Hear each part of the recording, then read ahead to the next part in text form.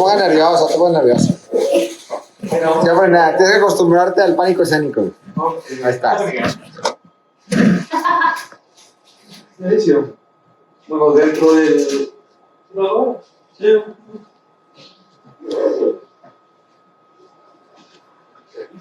Listo, ya dale. Dentro del programa académico de piso, pues una de las terapias o uno de los temas a abordar es el uso de líquidos intravenosos, el cual es un tema de gran relevancia, ya que son de las principales terapéuticas pues, utilizadas en pacientes hospitalizados.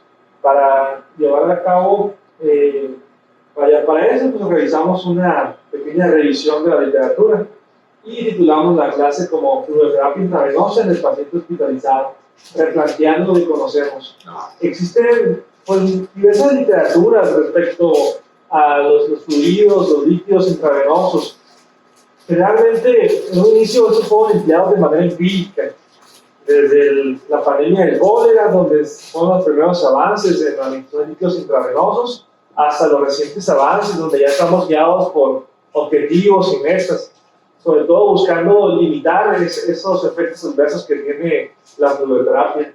Pues, el contenido temático a abordar, pues haremos una introducción sobre las finalidades, conceptos relevantes del tema, abordaremos sobre los principios fisiológicos que rigen la homeostasis hidrocolítica, ahondaremos en unos pequeños antecedentes históricos, veremos la clasificación de la fluidoterapia intravenosa, que parte de 4 conceptos, la fisiología de los líquidos corporales, evaluaremos cómo se evalúa la fluidoterapia en un paciente hospitalizado, veremos las soluciones intravenosas y tocaremos las principales, y veremos las fases de la fluidoterapia, veremos cuáles son los objetivos de la fluidoterapia.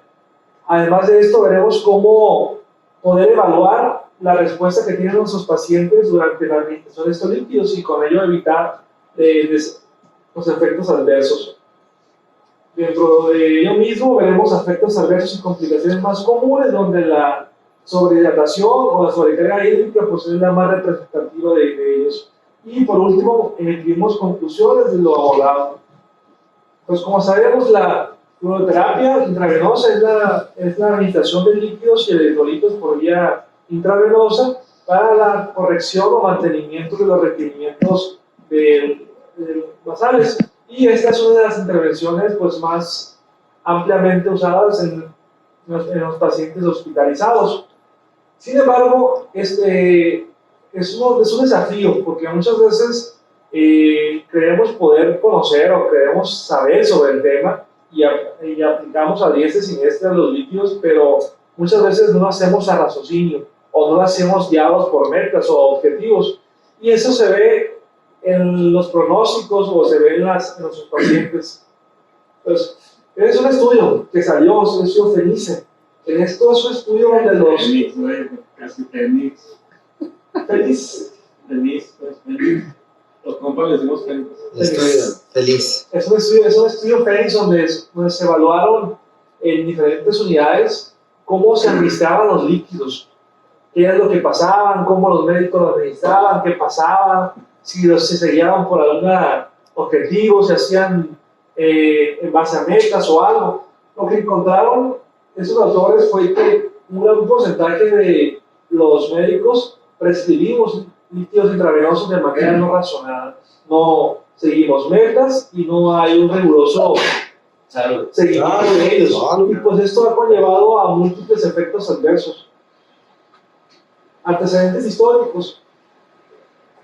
Hay un punto inicial de la fluidoterapia donde la mayoría de los autores marcan su inicio, y es a raíz del cólera. Entonces, durante esa pandemia que fue en 1831, 1829 más o menos, se vio el requerimiento de la administración de líquidos y en primera instancia iniciaron con líquidos por vía oral, por vía rectal, pero se dieron cuenta que no daban los resultados favorables.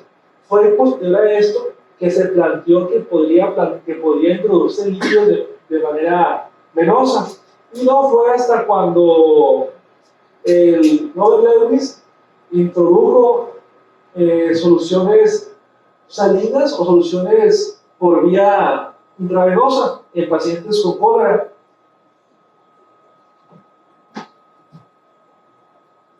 como generalidades tenemos que, antes de administrar líquidos, tenemos que hacer un análisis entre riesgo-beneficio. Si es mayor el aporte o si es mayor los beneficios que va a tener el paciente al instalarle líquidos que los riesgos que va a desencadenar. Y hay estudios que indican que los líquidos se presentan o se administran de forma inadecuada hasta un 20% de los pacientes, es decir, que uno de cada 5 pacientes tienen administrados líquidos de forma incorrecta, ya sea en su dosificación, en su tiempo o en el tipo de solución que requiere. La fluidoterapia intravenosa se clasifica de 4 formas: en reanimación, reemplazo, mantenimiento y deslizamiento de líquidos. Este deslizamiento de líquidos es un nuevo concepto que se ha introducido, ya que se ha visto que para la preparación de múltiples fármacos pues, se requiere la administración, que estén diluidos en soluciones. Entonces, la fluidoterapia de reanimación busca corregir el déficit intravascular o revertir la hipovolemia aguda. Y lo que se plantea es que tenemos que evaluar el ABCD, tenemos que tener monitorizado al paciente con las constantes vitales y tratar de mantener una perfusión adecuada hacia los órganos vitales.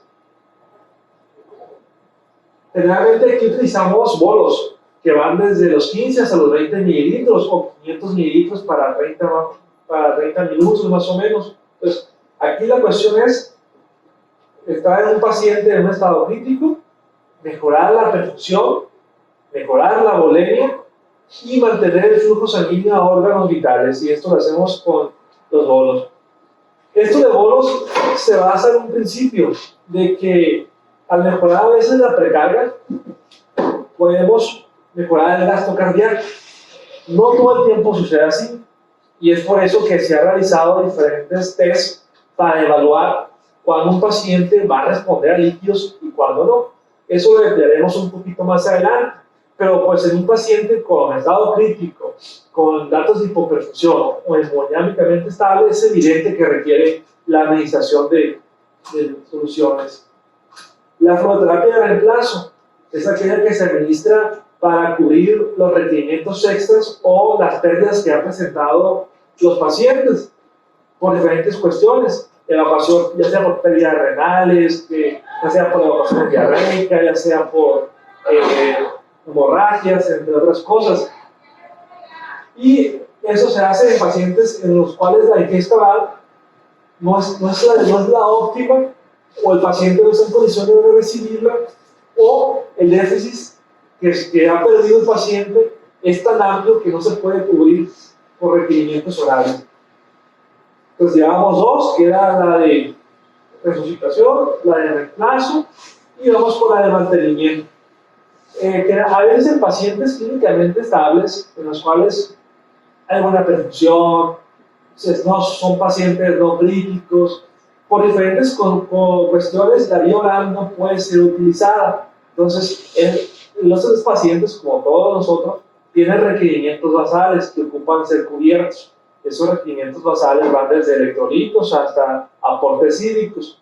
Y es en esos pacientes que utilizamos la terapia de mantenimiento, en la cual buscamos cubrir los requerimientos basales, que son de agua de 25 a 30 mililitros y diferentes electrolitos, así como el aporte de carbohidratos, que generalmente hacemos con soluciones glucosadas.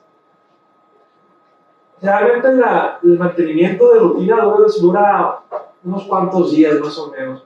Hay diferentes autores que han planteado que esta terapia de mantenimiento puede darse durante el estado vigil del paciente. O sea, realmente vemos en nuestras áreas de hospitalización que el paciente tiene el suero colgando pues, las 24 horas. Y esto pues, no es fisiológico, es decir, nosotros no estamos ingiriendo las 24 horas líquidos. Entonces, ante ello se ha planteado por diferentes autores que se administren líquidos durante la etapa de diurna nada más, donde está el paciente despierto. ¿En cualquier tipo de paciente? No detallé fue lo que comentaba. No pacientes chocados, sería difícil. Sí, Sí, por ejemplo, es que en esta etapa estamos en una etapa de mantenimiento, es decir, aquel paciente no crítico, que está estable, que tiene buena perfusión, que no corre riesgo vital, en el cual pues él podría seguir con la vía oral, pero por X razón no se puede administrar, llámese intervención quirúrgica, llámese que esté con intolerancia por vómitos o algo así. Pero no sabes si hubo algún indicio clínico que dijera, no, pues a ver si probamos. Eso es del Journal, es lo que comentaba hace rato, que estaba en un artículo y mandaba el link, nada más que no lo he revisado por completo. Valdría la pena darse una vuelta. ¿Pero por qué pensaron en eso? Pues porque... Pues mencionaban que era mayor satisfacción para el paciente, que a veces evitaba ciertas complicaciones y que invitaba a la ingesta pues, fisiológica. Y lo que pacientes que no toleran violar. Ese era para mantenimiento. Porque si toleran violar, no pues sí. Generalmente la regla es utilizar los líquidos lo menos posible, en la menos cantidad posible, y si tienes posibilidad de utilizar la vía oral, se prefiere. O sea, la vía oral siempre va a ser preferible a una vía intravenosa. Eso es de ley. Pero pues hay pacientes que no podemos utilizarla. Y la otra es en la preparación de fármacos o como deslizamiento de líquidos. Esto lo vemos pues, frecuentemente en los medicamentos, como por ejemplo los carbapenémicos, lavando, que lo diluimos en ciertos fármacos, y también tenemos que contarlos porque son aportes de líquidos. ¿Esta tabla?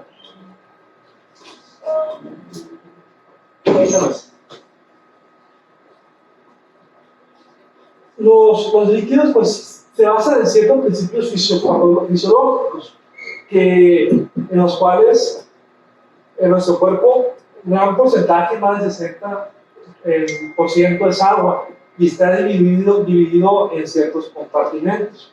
Un compartimento intracelular y un extracelular. Este compartimiento intracelular está separado pues, por la membrana de las diferentes células de la pared celular. El espacio extracelular se divide en dos por medio de los capilares, la pared del capilar, en un intersticial y en un intravascular. Generalmente el intravascular es el volumen efectivo, es el que está circulando y generalmente es el que nosotros buscamos mejorar al aportar líquidos, mejorar la volemia. Algo que me pasó, por ejemplo, cuando era MIP, es una vez un compañero preguntó a uno de gine de por qué la paciente con preeclampsia, si estaba desmatizada, le metían caritas. Y ya le comentó el gine, entonces, que porque ese líquido estaba mal distribuido, que estaba en el intersticio, que no era intravascular, que no era de volumen efectivo. Entonces, lo he comentado, los diferentes compartimentos y cómo están dados. Entonces, a nivel del espacio extracelular, hay una dinámica de los líquidos que puede fluir de un lado a otro. En primera instancia, esta dinámica se asoció a la teoría de los compartimentos, que explicaba por la ley de Franz-Starling, que decía que las presiones hidrostáticas y las presiones oncóticas van a hacer que se distribuyan a favor o en contra de un sitio. Posterior a ello, se encontró que a nivel de la pared capilar hay algo que se llama el glicocálix y que este juega un papel primordial en la distribución de estos flujos. Entonces,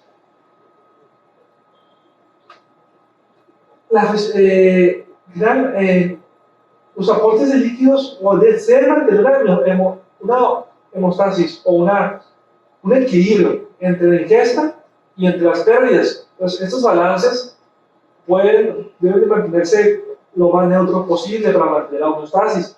Tenemos que los líquidos pueden producirse al cuerpo por una vía exógena, o más bien el agua puede producirse al cuerpo por una vía exógena o puede producirse por una vía endógena, que es la oxidación de los alimentos, que es la que generalmente calculamos nosotros en nuestros balances. Y pues las vías exógenas, pues es una vía exógena con la tópica esa de agua y una oculta, que es la que ingerimos con los alimentos. Y los egresos pueden ser ingresos o pérdidas sensibles, que son las que visualizamos nosotros: orina, excrementos, hemorragias, entre otras cosas, vómitos, que podemos cuantificar en cierta forma de manera objetiva. Y las pérdidas insensibles, que son las que no visualizamos, pero podemos hacer cálculos de ellas. La evaluación de la fluidoterapia: durante la administración de líquidos podemos realizar diferentes, se puede vigilar de diferentes formas. Unas son los test que vamos a evaluar, que vamos a ver más adelante, y otras son las pruebas clínicas y paraclínicas, que son esas que vamos a describir. Entonces, durante la administración debemos hacer reevaluaciones constantes, tratando de optimizar el tratamiento del paciente a sus requerimientos. Y para eso vamos a ver el estado clínico del paciente, vamos a ver los paraclínicos, llámese la función renal, el hematocrito, entre otras cosas. Y podemos realizar balances o gráficos de balances, donde vemos la diuresis, donde vemos los balances parciales, acumulados, y esto nos puede traducir de manera indirecta el estado de los líquidos en el paciente. Asimismo, podemos, mediante estudios como la ecografía, medir si hay sobrecarga hídrica o no. También por ecografía, a nivel de la vena, podemos ver si hay datos de sobrehidratación o subhidratación. Ahorita vamos a ver eso. El balance de líquidos es un tema que frecuentemente realizamos, en el cual calculamos los egresos y los ingresos, y en base a eso sacamos qué tanto balance tiene el paciente. Hay balances parciales, balances acumulados, y eso nos puede hablar de cómo está comportando, cómo son las ganancias del paciente. Uno de los estudios, una de las pruebas que hasta hace poco se introdujo, es que por medio de estudios ecográficos podemos valorar si el paciente tiene datos de sobrecarga o no. Uno de los más importantes es la ecografía torácica, en la cual podemos ver mediante el ultrasonido si a nivel del parénquima y a nivel pulmonar hay datos de extravasación, y es lo que generalmente conocemos como la línea C de Kerr, y da una imagen muy característica, que es una imagen en cola de cometa, que prácticamente son la presencia de líquido en el espacio extracelular. Está en el paciente de la mañana, estaba igual. Sí. Hicieron, Tenía un balance. he leído algo sobre la correlación de las líneas B con los estertores. Hace 6.000, sí. Ahí lo interesante sería buscar un paciente que no esté con estertores y buscar las líneas B, porque si se maneja como un signo temprano, pues no te tienes que esperar a que el paciente esté en anasarca o que ya esté con crepitante. De hecho, en la fisiopatología de falla cardíaca te dicen que hay edema intersticial primero, y ya cuando está el líquido en el alveolo es cuando hay estertores. O sea, no se puede correlacionar. Lo padre con esto es que lo podemos ver antes de provocarlo. Aunque viene ahí, o sea, esto te puede pasar si ya te pasaste 3-4 litros, pero igual hay reacciones idiosincráticas en que con un solo litro que tú pases ya tienes ese patrón. Entonces, hasta con un litro puedes causar sobrecarga. También mediante estudios ultrasonográficos podemos ver el estado de hidratación del paciente, y esto se puede hacer viendo el diámetro de la vena cava. Entonces podemos hacer mediciones sobre ella. El diámetro normal de la vena cava va de 1.5 a 2.5 centímetros. Una disminución de este diámetro, es decir, menos de 1.5, pues indicaría una depresión de volumen. En cambio, un diámetro mayor, es decir, mayor a 2.5, nos podría hablar sobre datos de sobrecarga o incremento del volumen. Si tienen interés, en la parte de abajo miren todas las literaturas, son como unas 30, 40 más o menos. Solución.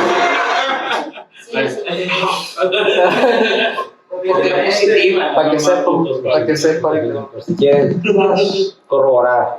Bueno, ya hablamos más o menos de la fisiología, de por qué administrar líquidos, cómo se van a administrar. Ahora vamos a hablar sobre el tipo de soluciones que se van a administrar. tenemos que una solución es una mezcla homogénea entre dos o más sustancias, ya sea a nivel molecular o iónico, que no presenta reacciones entre sí. Y tenemos que los líquidos intravenosos aplicados pueden ser de tres tipos: cristaloides, coloides o productos sanguíneos o hemoderivados, por así decirlo. De los más usados, pues en la práctica clínica son o los cristaloides o los coloides. Su selección y uso, aquí hay mucha discordancia. Si bien hay estudios que te hablan de farmacocinética, farmacodinamia, que te hablan de qué líquido puede mejorar el espacio intravascular, qué líquido se asocia a menor lesión renal, qué líquido puede tener mejor impacto en cierta patología, también va a depender mucho de los que tengamos nosotros disponibles a nuestra mano. Entonces, por eso es que dicen que a veces tiene que ir a la par, o tiene que, todo lo que sabemos o todo lo que se ve tiene que acoplarse a nuestro lugar de trabajo. Por eso es que aquí dice que debe basarse en la disponibilidad y costo. Sí, si bien hay fluidos o hay soluciones que son muy buenas, presentan un alto costo o no están distribuidas aquí en México. Mencionaba que la administración de líquidos intravenosos debe seguir las 4D. Anteriormente los líquidos no eran considerados como una terapia, eran considerados, o no seguían las indicaciones de un fármaco, por así decirlo. Eran como que administrarlos y ver qué pasa en ocasiones. Pero se ha visto que pues, debe seguir cierto rigor. Las soluciones, mencionamos, pueden ser principalmente dos tipos: cristaloides o coloides. Dejaremos por un lado los hemoderivados, que es otro tema. Entonces, los cristaloides, esos se van a clasificar en base a su tonicidad, si se asemeja o no a la tonicidad del plasma. Y tenemos que pueden ser isotónicos, hipertónicos e hipotónicos. ¿Qué importancia tiene esto? Que en base a su tonicidad va a ser la distribución que tengan, ya sea en el espacio intravascular, intersticial o del espacio intracelular. Tenemos, por ejemplo, que las soluciones isotónicas se van a distribuir en dos compartimentos: en el compartimento intravascular y en el compartimento intersticial. En cambio, las soluciones hipertónicas, como tienen gran cantidades de solutos, van a mantenerse en el compartimento intravascular y generalmente pues, van a hacer que la difusión sea de un lugar de menor a mayor concentración.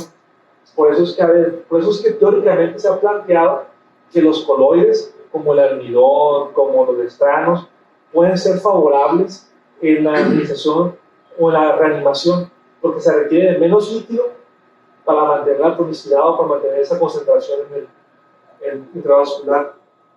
Y pues aquí está ejemplificado los tres espacios: el intravascular, el intersticial y el intracelular. Encontró artículos donde usaban, por ejemplo, el bicarbonato, que tiene una tonicidad más alta, o la solución hipertónica como expansores de volumen.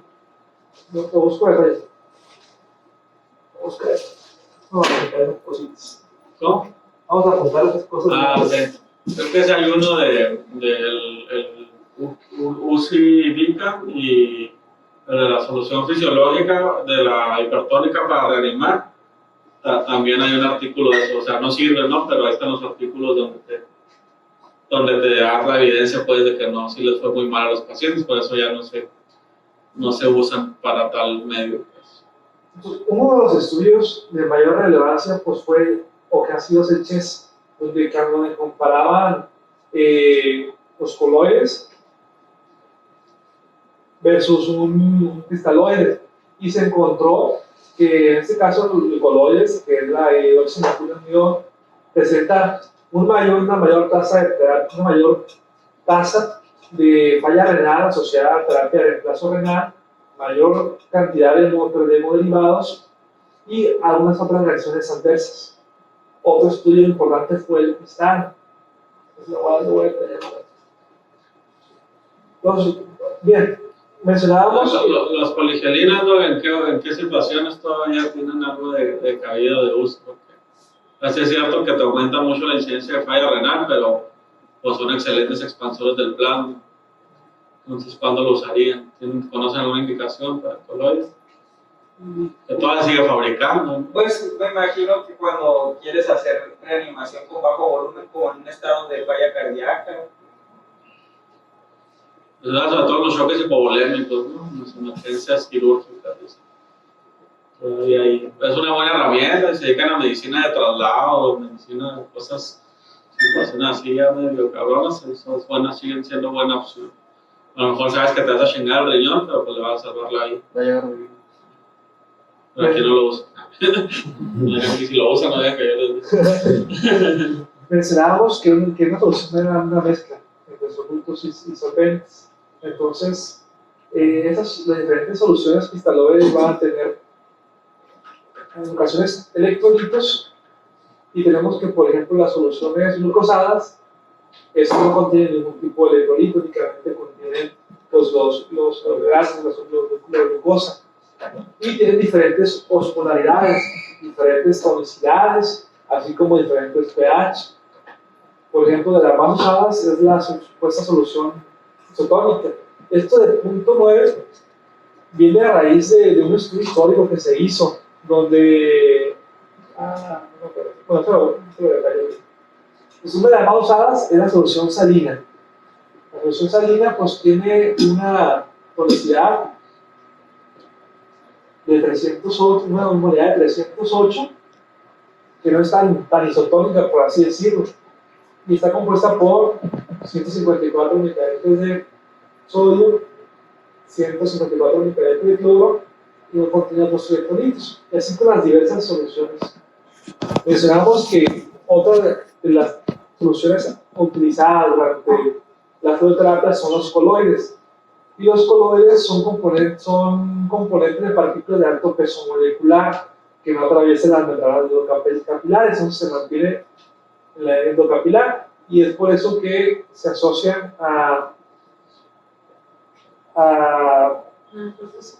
sí, pues, presentan una mayor distribución no se distribuyen en otras áreas, se mantienen en el espacio intravascular. Y los coloides pueden ser clasificados de dos formas, naturales y artificiales. Los naturales pues son la albúmina, los dextranos, los artificiales pues el mannitol, el almidón y los derivados de la gelatina.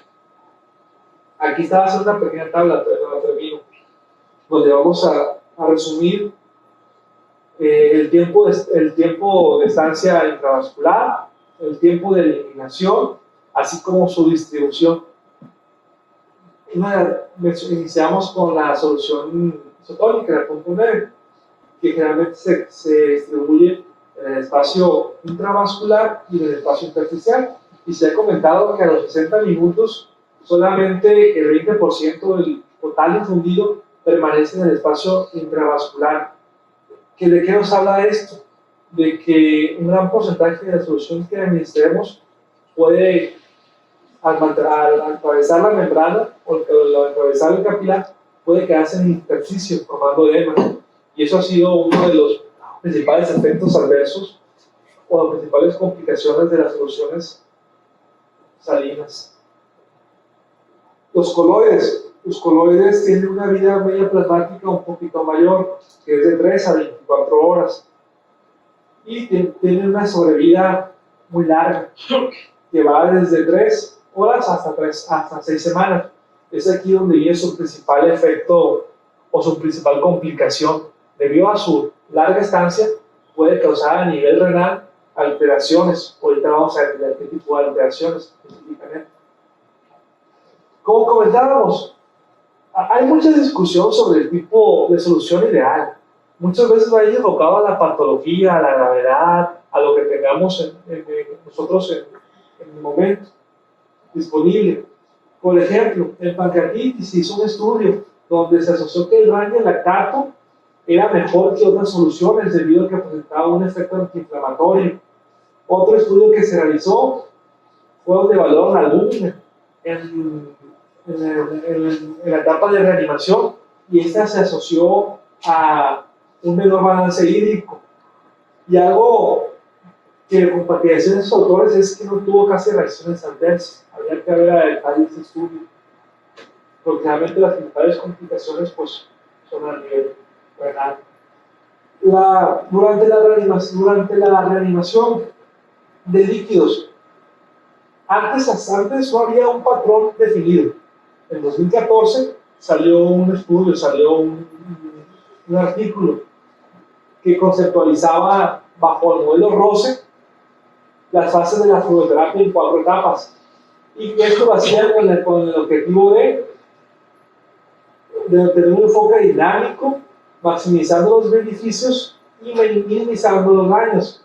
Y esto lo estableció en 4 fases. Una fase de rescate, que realmente se da hace 24 horas, una fase de optimización, una fase de estabilización y una fase de resucitación o de retiro. Algo que podemos criticar aquí es que ellos lo plantean de manera ordenada, como si fuera algo secuencial, pero es algo que hemos visto no pasa. El manejo de líquido es algo dinámico, donde puedes pasar de una etapa a otra, entonces no es como que, esto va a pasar, esto sigue, no. Por eso se insiste en las guías de estar reevaluando al paciente, de estarlo optimizando. Les comentamos que la fase de reanimación pues, se plantea que es en las primeras horas. Y el objetivo inmediato es mejorar la perfusión tisular y aumentar el volumen intravascular para que se distribuya a los órganos principales. Dice que amerita la administración generalmente de bolos, que van desde 20 a 30 mililitros, 30 minutos más o menos. Por kilo, ¿no? La optimización, que típicamente son el primero al tercer día, más o menos, y su objetivo es que una vez que el paciente ya no está en un estado tan crítico, buscar optimizar las funciones vitales, la función cardíaca, mejorar la perfusión, mejorar la función renal y disminuir el riesgo de desarrollo de una disfunción orgánica. Aquí generalmente se desescalan los líquidos. Primero pasábamos de 20 hasta 30, aquí lo bajamos de 5 hasta 15. Lo vamos optimizando, disminuyendo la cantidad de líquidos. La fase de estabilización se comenta que se produce entre el tercero hasta el 4º o 5º día. Y aquí el paciente ya tiene mayor estabilidad hemodinámica, pero esta estabilidad hemodinámica no quiere decir que no pueda requerir un apoyo inmediato, o sea, que no requiera el incremento de los líquidos. Y aquí es donde nosotros podemos utilizar una de las técnicas que más revolución han traído en los últimos años, que son valorar si el paciente se va a beneficiar de líquidos o no. Y esto se hace con el método de fluidos o con el desafío de fluidos, que más adelante vamos a detallar. ¿Por qué es esto? Porque se ha asociado que el incremento en la sobrecarga en los líquidos puede aumentar la mortalidad de los pacientes, inclusive dar un peor pronóstico. La 4ª fase es la fase de desescalada, donde el paciente ya tiene una estabilidad hemodinámica, ya hay una adecuada perfusión a todos los órganos, ya ha pasado un adecuado tiempo o varios días con balances neutros o con tendencia a la negatividad.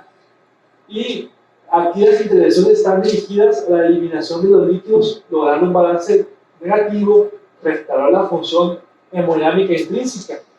En nosotros, en otras fases, lo que hacemos nosotros es buscar una estabilidad hemodinámica por acciones extrínsecas. O sea, nosotros estábamos administrando los líquidos que le faltaban, pero en esta etapa ya se busca que el mismo cuerpo se regule. Y mencionan que... No, ya ves que con el resto de reto de líquidos está en la fase de estabilización. Del reto de líquidos para ver si va a responder. Si va a ser respondedor o no va a ser respondedor. ¿Qué vas a meter más? No es en la de... Es que una cosa es reanimar y otra cosa es ver si te tolera líquido. pero ya estás Es en una meseta, pues. La reanimación, Son, si acaso, algo positivos y ya en esto balances negativos ya. mencionábamos que la terapia de líquidos puede ser de reanimación, de rescate, Ajá. de mantenimiento o en fluidos. Entonces, en el mantenimiento tú estás cubriendo los requerimientos basales. O sea, no es algo secuencial. Ahí no ocupas hacer esto del roce. El roce se hizo para la etapa de reanimación, Ajá. para ir desescalando poco a poco. Entonces, en la etapa inicial, en la reanimación, tú ocupas rescatar al paciente porque él está inestable hemodinámicamente, él está hipoperfundido. Entonces, ahí no te vas a poner a ver de que, le calo a ver si sube, le calo no. Tú tienes que cubrir, tienes que mejorar esa perfusión. Y por eso es que los bolos son de 20 a 30. Ok, ya lo estabilizaste, pero aún sigue un poquito, aún no se optimiza. Entonces, es donde vas a estar, es donde se va a hacer una fase. Por ejemplo, ahí podría ser que fuera una optimización, pero no en Dices que estabilización. vas a definir el reto más adelante. Sí. Que defina el reto y luego ya. Es que aquí, O sea, si estás reanimando y el reto te dice que apliques, no sé, 250 cc de solución, ¿tú crees que con eso lo vas a reanimar? Y si no te responde a esos 250, pero en vez de eso tú le habías pasado un bolo a 20 o 30 minutos y no te respondió, o sea, eso es un macro reto, pues técnicamente pues lo estás reanimando y a la vez lo estás retando porque ahí mismo te vas a dar cuenta si tu paciente es respondedor o no, porque incluso es mucho más volumen del que ocupas para un reto en un paciente en fase de optimización. O sea, tú desde la fase de reanimación, sin hacer un reto, vas a saber si tu paciente es respondedor o no y si tienes que usar las cosas. En palabras muy simples, reanimación es la urgencia. Subirle TA, meterle líquidos. Y los retos es decir, bueno, pues este paciente no me está cumpliendo uresis o está haciendo falla renal. Para ver si te va a tolerar, ahí puedes utilizar esos retos. Para ver si te tolera el volumen. En la reanimación te vale madre si te tolera o no, tú lo tienes que reanimar. Pero entonces sería en la de... Entonces tiene sentido lo que pregunta García, porque hasta cuánto tiempo vas a reanimar, cuántas horas, cuántos litros, cuánto. hoy, entonces es que hay objetivos. Ahorita os voy a detallar los objetivos que hay. Son objetivos clínicos y objetivos paraclínicos, como por ejemplo mantener PAMS, mantener una presión venosa central de tanto, mantener diuresis. Esos son objetivos que vas a lograr. Y eso, miren, por ejemplo, si uno lee sepsis, te dicen, tal es este. Si uno lee síndrome de parada cardíaca, te dicen que debes mantener tanto de cada cosa. Aquí un punto que puede esclarecer es que dice bolos. Estos son bolos es de 20 a 30. En cambio, los desafíos, ya sea un desafío clásico, son más o menos como de 10 mililitros, que son como unos 200 a 300 mililitros de solución. Un desafío o un mini desafío es a 4 mililitros, que son como unos 100 mililitros. Entonces, si te das cuenta, son diferentes las cantidades de líquidos, desde 30, 10 y 4. En la fase de reanimación no vas a usar un... Pero me cuadra más como en la segunda, que es optimización, que en la de estabilización. Pues yo creo que al final de cuentas las dos cosas son muy similares, porque si tú le pones, por ejemplo, un paciente de 70 kilos y se lo das a 20, le sale de 1400. ¿A cuánto tiempo se lo vas a dejar? A media hora, ¿no? O 15 minutos, más o menos. En cambio, si le haces un reto, se lo vas a calcular a 3. Entonces, si le pones 70 por 4 son 280, pero el tiempo en el que tú haces el reto es mucho menor, Sí. es de 5 a 10 minutos. Entonces, un reto, ¿cuántos retos puedes hacer en media hora? Más o menos 3 o 4, ¿no? Entonces, si haces 3, haces 920. Y esos 920, pues la diferencia entre 1400 y 920 son 400 mililitros, o sea, realmente no es mucho. Que si tú hicieras el reto con un poquito más de volumen, lo alcanzas también. Entonces, pues, pero sí, es mucho más práctico dejarle caer el chorro, ¿no? Para que tú no estés evaluando. Por ejemplo, ¿cuál es el objetivo del reto? En una optimización, tus órganos vitales todavía corren riesgo. Sí. no vas a esperarte a ver si te responde a un volumen de 250 si estás viendo que te cayeron los volúmenes urinarios después de pasar la fase de reanimación, o sea, es muy poquito. Entonces todavía hay que darle tratamiento. Y el objetivo del reto es ver si tu paciente va a responder a volumen para mejorar la condición que tienes alterada. Por eso en reanimación no le puede hacer por definición, no le puede hacer un reto hídrico. En reanimación es lo que hacer. Ahí sí es como que no, así como que. Pero por ejemplo en optimización, me da más en optimización que en la meseta. Hay otra, podría ser de que, por ¿Cuál es el ejemplo, concepto de carga? Pues una cosa es un bolo, un reto, y una carga que es Las cargas son las de 30.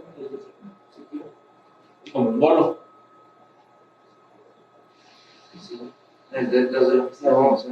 ¿Veis el artículo ese que viste? Venía en diferencia entre bolo, carga y... Sí, hay una. Es el tiempo. cárganse por el tiempo, ¿no?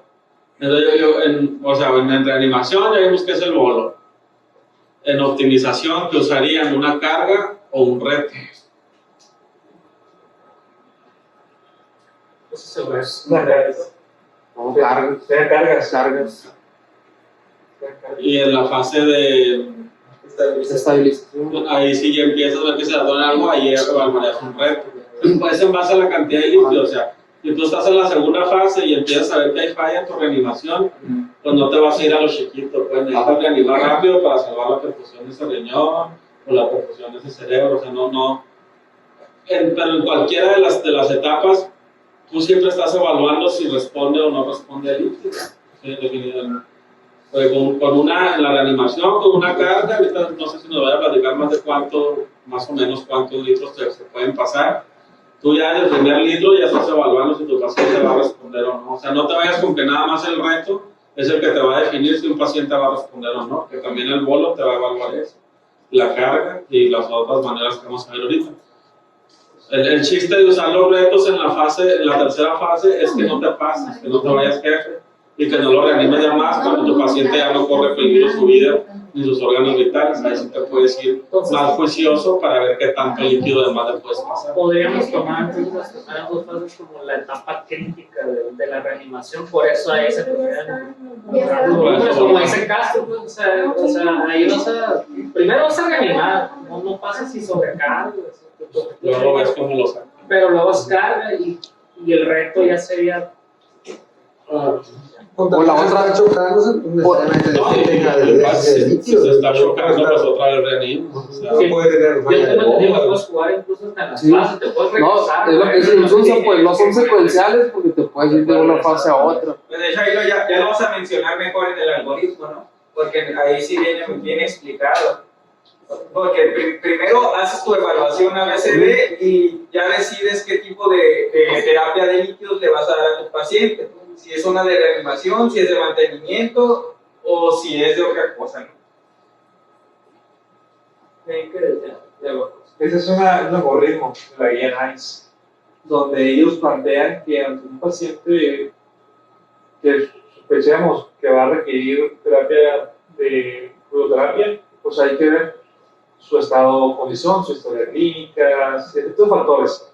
Y con base a eso vamos a ver si ocupa de resucitación o reanimación o si la terapia va a ser de mantenimiento.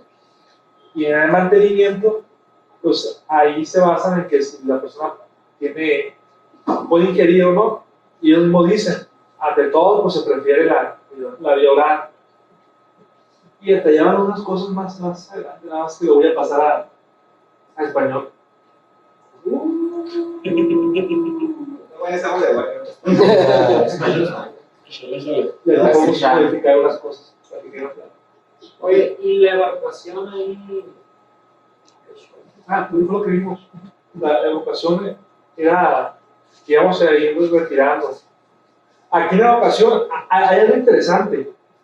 No mencionaste, Yo pero me quedé se basa mucho en los balances, también las fases, ¿no? En la primera fase, pues vas a tener lo más seguro balances positivos, incluso en la segunda fase también. Ya en la tercera fase empiezas a dejarlos neutros y en la cuarta fase ya sería que los deje, que lo empiece a negativizar. Y de hecho, en el artículo de las 4S y las 4 fases, en la etapa ya de la evacuación, menciona que hay 2 posibles desenlaces dentro de ese mapa conceptual, si lo podemos llamar así.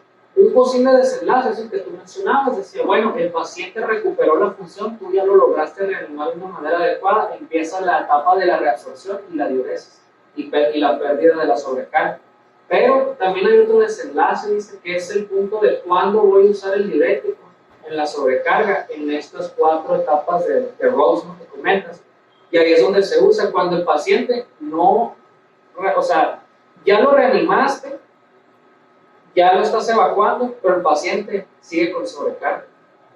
Y ahí es donde ahí es donde mencionaban la indicación de que a pesar de que tú le estás metiendo líquidos, ya podías utilizar ese diurético.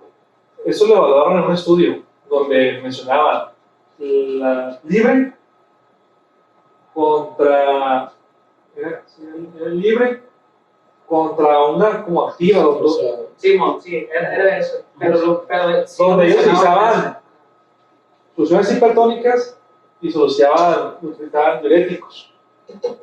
No detallé mucho las indicaciones, quizá valga la pena revisarlo bien cuando va a ser, si es que... Porque es algo como sepsis, ¿no? SILS y CARS, o sea, son 2 posibles desenlaces. El algoritmo, los objetivos de la fluidoterapia, entonces va enfocado a mejorar el estado de perfusión del paciente. Y mencionan que clínicamente podemos ver el llenado capilar, la presencia de lividez, el estado neurológico, que es lo que evaluamos pues, en el ABC y ABC.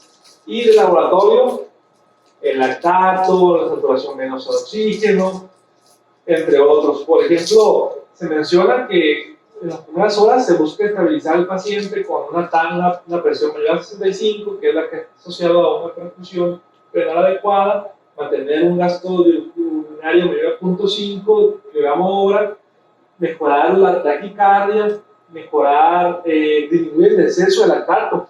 Inclusive hay un artículo donde mencionaba que el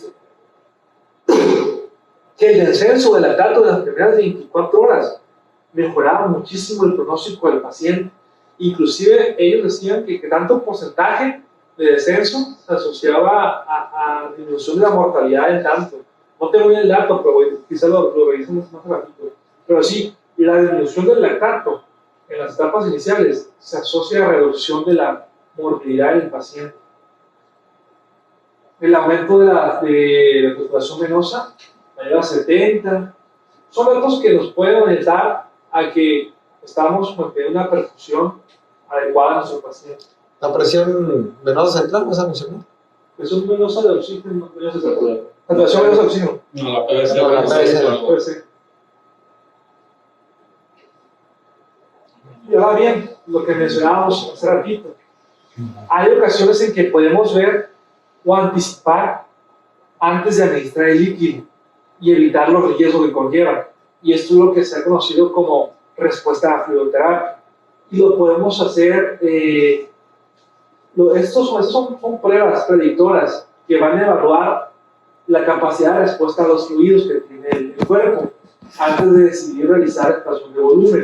Y eso se puede hacer en base a parámetros fisiológicos o coreográficos y permite identificar la dependencia de precarga, es decir, si el paciente va a responder o no va a responder a líquidos. Ahorita vamos a ver una pequeña curva donde veremos si el gasto cardíaco es dependiente de precarga o no. Es decir, si nosotros aumentar la precarga, vamos a aumentar el gasto cardíaco y el paciente se va a beneficiar. O si ese gasto cardíaco bajo que tiene no es dependiente de precarga. Y si nosotros administramos líquidos, en vez de ayudarlo, vamos a sobrecargarlo. Entonces, hay 2 técnicas que podemos utilizar para evaluar ciertas variables dinámicas y variables estáticas. Y esa es la maniobra de elevación pasiva de las piernas y el desafío con fluido. Vamos a detallar en qué consiste cada una. La maniobra de elevación de la pasiva de las piernas consiste en que nosotros, al levantar las piernas sobre mayor a 45 grados, vamos a favorecer un retorno de la circulación que más o menos equivale a 300 mililitros. Entonces sería darle como una carga intrínseca al paciente y vamos a ver si esta carga intrínseca mejora ciertos parámetros hemodinámicos que evaluamos mediante ecocardiografía generalmente. O se pueden evaluar por parámetros estáticos, pero estos han quedado un poco más a desuso, porque evalúan momentáneamente, es decir, una sola vez, el cambio. Ahorita vamos a detallar eso. ¿Durante cuánto tiempo le va a hacer la elevación pasiva de...? Mencionaba que debe ser por un minuto, más o menos, mayor a un minuto. Pues, al levantar las piernas, aumentamos el flujo. Inclusive hablábamos sobre una abdominal también, pero eso no hay detalle mucho. La otra es el desafío con fluidos, que esta es como hacer una respuesta hemodinámica extrínseca. Nosotros al administrarle líquidos de manera extrínseca, vamos a ver si hay cambios hemodinámicos que nos puedan indicar que el paciente está dependiente de precarga, es decir, que si al aumentar la precarga, aumentamos el gasto cardíaco, o sea, un paciente respondedor de líquidos. Y mencionaba que esto valora la respuesta hemodinámica, la capacidad de respuesta a fluidos.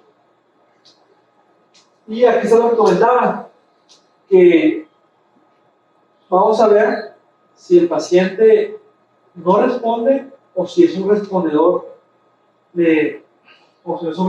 con ciertos índices. ¿Y ese desafío de fluidos lo especifica? ¿O cuánto Sí. tiempo? ¿Cuánto Hay dos tiempo? tipos de desafíos de fluidos, un clásico y un mini. Ahorita lo vamos a detallar bien eso. Los elementos... Yo hablo de cuántos de los pacientes que se van a reanimar. Hay algunos que pueden no. ¿Qué porcentaje de pacientes no responden a partir de las horas? Hay un artículo donde vienen las gráficas, ¿no lo veo? Donde viene que de entrada, la primera, menos del 50% de los pacientes van a responder, y pasando las 4 horas, ya es raro que respondan en reanimación incluso, o sea, en la primera fase. Entonces sí, a todos los reanimamos y realmente muy pocos los responden a la reanimación, y es lo que se debe de llevar. Al momento de... Y ahí que... Por ejemplo, en sepsis, vasopresor. Vasopresor. Y claro, ya no se beneficia de volumen. Ya es que se inician al mismo tiempo. Es que tienes que identificar también qué tipo de shock que tiene el paciente.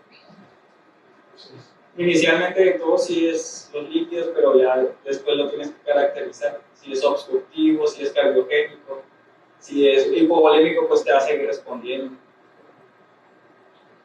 Pues comentaban que al momento de hacer desafío con fluidos, debemos crear ciertos elementos, y esos elementos se resuelven en la hemotecnia TROL, que es el tipo de fluido administrado.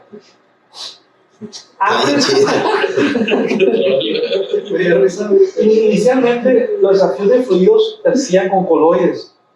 Entonces, esa era la indicación, hacerlo con coloides, pero se observó que también puede hacerse con cristaloides. En un estudio que ahorita vamos a ver, que demostró que los cristaloides también pueden ser utilizados para los desafíos de fluidos. Y la velocidad de infusión, ahorita vamos a ver cuánto tiempo tenemos que administrarlo.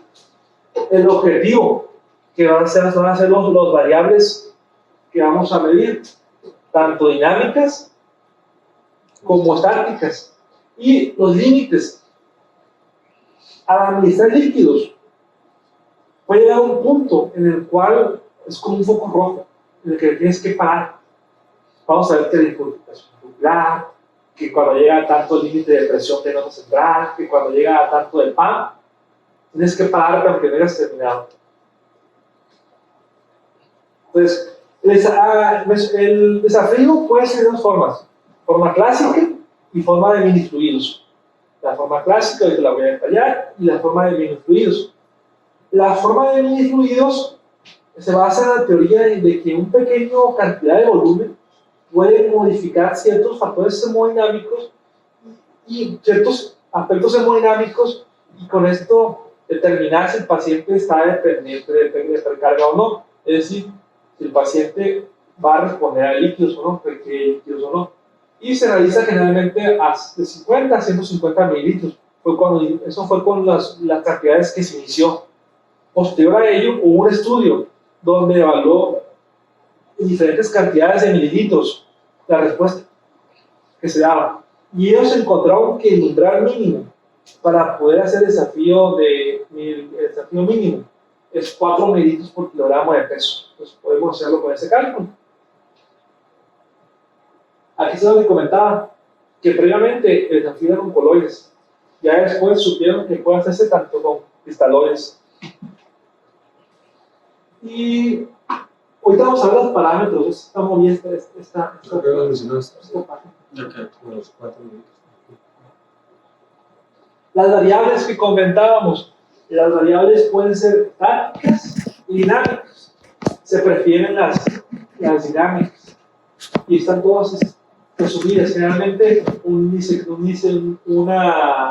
índice de gasto mayor, un índice cardíaco mayor a 10. Ahorita me voy a detallar las variables estáticas de respuesta a los fluidos. Es como, es por capas. ¿Eh? Sí. De hecho, esta variable no puedo ver. Las variables estáticas de respuesta a los fluidos se basan en una única observación en el tiempo. Son útiles para identificar una perfusión adecuada, solas son combinadas. Sin embargo, estas no valoran por sí sola la respuesta. Se te puede hablar de que quizás hay una perfusión adecuada, pero no te van a precisar si el paciente va a responder o no a líquidos. Por eso es que se prefieren las dinámicas. ¿Cuáles serían esas estáticas? Estas son, por ejemplo, signos clínicos como hipotensión, taquicardia, presión de pulso estrecha, perfusión cutánea deficiente, el tiempo de llenado capilar, la producción de orina, la concentración de lactato en sangre, se mencionaba, la presión venosa central, entre otras. Son estáticas, es una única observación en el tiempo. Que tenemos a la mano, las únicas. Te habla de que existe una adecuada perfusión, pero son pocas, sensibles, específicas para valorar si responde o no líquidos. Pero pues sí, son las que tenemos a la mano. De hecho, es una de las limitantes de las variables dinámicas que ocupan estudios ecográficos como invasivos. Las variables dinámicas, estas se basan en la interacción corazón-pulmón y evalúan si al administrar líquidos hay dependencia de precarga o no. Y las principales, hay varias variables, son varias variables. Dentro de las principales está el índice cardíaco, que es el mayor a 10 a 15, la variabilidad del volumen sistólico, la variabilidad de la presión de pulso, el tiempo de velocidad subaórtico, y todas estas son medidas por ecocardiografía o en su mayoría. Bueno, así que antes de que siga con eso, ya esto es mucho yo abordaría muchos de esos puntos del choque, pero ya que los abordó aquí, nada más termine de decirnos bien cómo evalúa pues que es una respuesta a fluidos, es decir, usando variables estáticas, tiene un paciente que está evaluando su respuesta a choque, cuánto espera que le disminuya la frecuencia, cuánto espera que le aumente la TA o la presión arterial media después de un reto hídrico, porque cómo va a decir, mira, si respondió o no respondió. Pues. Hay una diapositiva que la voy a colocar, que eran los límites que tenían que tener, por ejemplo, si hay distensión auricular, si hay una PAR mayor a 75, si hay una presión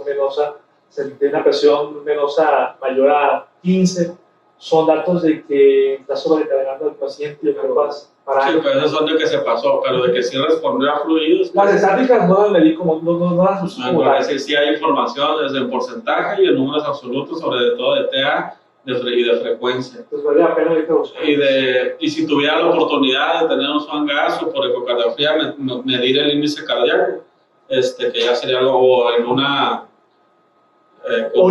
línea arterial, ¿qué cambio esperaría decir para definir que sí responde o no a volumen?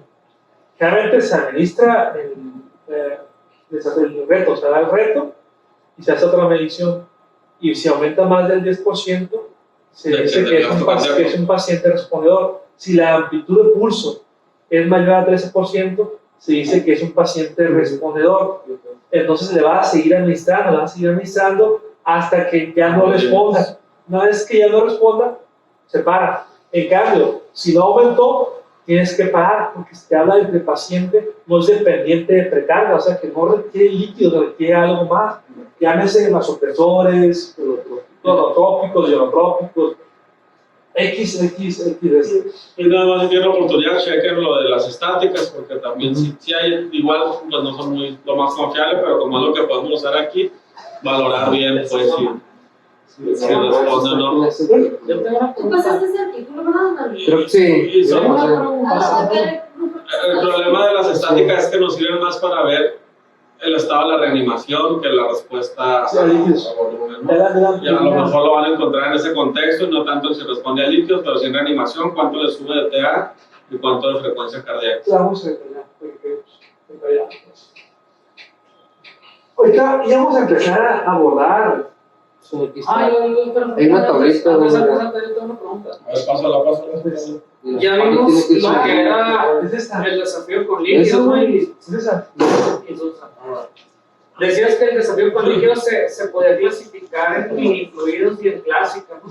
Yo me digo, ¿cuál es la clásica? Es donde administras de 8 a 10 mililitros más o menos, que son como 300 mililitros. Ah, es en Esa cantidad. es la cantidad mayor. Ah, ok. Esa es la que venía, doctor. Nada más que dijo que me movía. Vale la pena cambiar. ¿Le paso el artículo de bienes? ¿Qué? Sí, pues pásalo. Voy a mandar al Pero no me lo pongo de Ulises, no me la carta. Pásalo, padrecito. al Felipe y Contén. Ah, sí. ¿Qué quiere decir eso? ¿Están contentos o qué es eso? Felices y muy contentos. Ah, mira. Como Chino Mauricio. Pues. Sí, dale, pásala. Vamos a empezar a detallar poblaciones especiales, pero creo que vamos a tener que cortar eso. Yo creo que te queda muy larga. Está muy larga, güey. Es que te enfocas mucho en choque, güey. Sí, Eso ya podría ser un Más solo bien, capítulo. ajá, sí, choque es un solo Está capítulo. viendo choque mucho. Ahí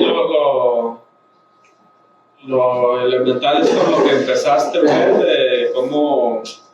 Ahí me interesa, por ejemplo, en la reanimación, ¿cuántos litros creen que le pueden pasar a un paciente? Máximo, Ajá. hasta 2000. O sea, 2 litros. ¿no? Sí. Hasta decir 2000. 2000 mililitros.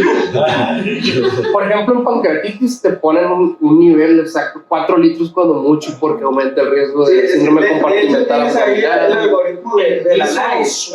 Porque o sea, está muy básico porque de repente te dice busca ayuda al experto, ¿no? Pero en la reanimación sí te dice que respondió, no, pues métele otros 500, métele, y hasta 2000, y ahí dice, no, pues ahora sí ya busca ayuda. Sí, un aumento de peso de más del 10% de peso corporal por fluidos a partir del 10%, cada litro que le metas de más te aumenta la mortalidad como de un 8 a 10%. Entonces, volúmenes, balances acumulados de 14 litros, pues échale como 140% De mortalidad. Todavía no Más podrías tiene. exponerte ahí en las ¿cómo se llaman? Las estáticas, o en cuánto, o sea, a partir de cuánto significativo el déficit de base, todo lo que tenemos en la mano. Y para coordinar, no fui yo. Me dijeron que andábamos, que eran sus. Respecto a la primera encuesta.